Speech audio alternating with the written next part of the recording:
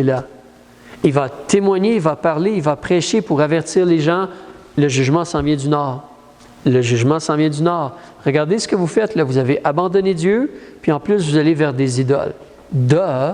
Vous connaissez un peu le livre de Jérémie? Vous vous rappelez à la fin, à un certain moment donné, quand la destruction a eu lieu, il y a des madames qui font des choses pour une idole, des pains. Puis, ils vont voir Jérémie, pas juste les madames, mais leur mari. La destruction a eu lieu.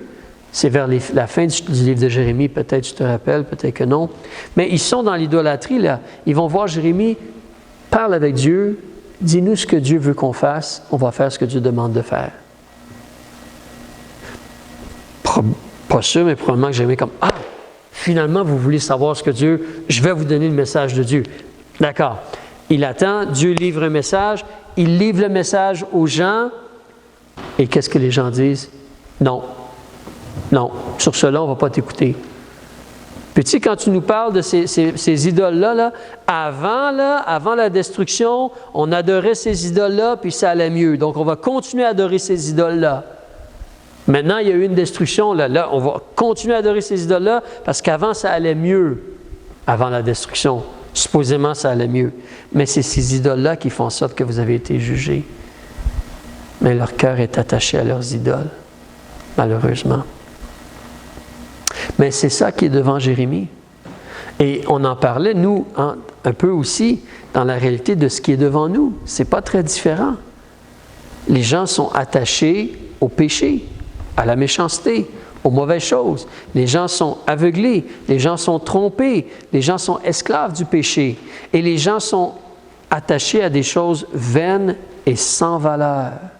Eux, ils n'ont pas encore goûté nécessairement. Israël avait goûté Dieu, puis l'aide de Dieu et tout cela, mais le monde, généralement, n'a pas vraiment connu Dieu encore.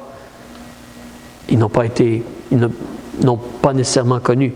Peut-être certains connaissent dans le sens que, imaginez comme certains d'entre vous, si tu as grandi dans un foyer chrétien, tu as connu des choses sur Dieu. Tu as connu Dieu, tu as vu Dieu, tu as probablement vu Dieu agir et répondre à des prières, puis des choses comme cela. Mais eux, ils ont changé Dieu pour des citernes crevassées.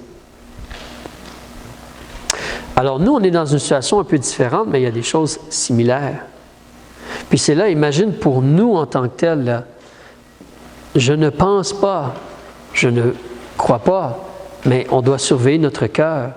Est-ce que nous, on va faire cela dans notre vie de chrétien? On va dire, là, on va mettre Dieu de côté, puis on va aller vers autre chose à la place. Puis on veut autre chose dans notre vie à la place. On va laisser Dieu, puis ses paroles, puis on va prendre à la place des choses qui sont vaines et aller vers cela. On ne veut pas faire cela. On ne veut pas abandonner Dieu, on ne veut pas rejeter Dieu, rejeter la vie pour aller vers des choses qui n'ont aucune valeur, vraiment. Mais n'oublie pas, la réalité, c'est que Dieu, il veille sur sa parole pour l'accomplir. Il surveille, il veille, il porte attention, sa parole doit s'accomplir. Ça doit vraiment dire beaucoup pour toi et moi. On doit être assez intelligent et sage pour réaliser, ça c'est la parole de Dieu, puis elle va s'accomplir. La parole de Dieu va nous juger, ou la parole de Dieu, on s'y attache, on réclame les promesses de Dieu, puis Dieu garde ses promesses et nous aide dans notre vie. Mais Dieu veille sur sa parole pour l'accomplir. Ça c'est certain. L'eau bouillante du nord, l'amandier qui porte des bourgeons. L'image, elle est là pour toi et moi de se rappeler la parole de Dieu. Père, on prie que tu puisses nous aider concernant notre vie, notre cœur, nous-mêmes devant toi. Aide-nous à faire attention à notre cœur. Aide-nous à considérer ces choses et choisir de vraiment s'attacher à toi, à tes paroles, à ta personne, à tes vérités, et vraiment te laisser régner sur nos cœurs et faire attention.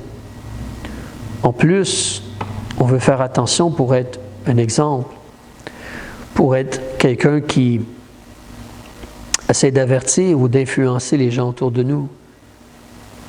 considérer Dieu ou ne pas délaisser Dieu, ne pas abandonner Dieu, mais considérer Dieu, considérer ses paroles,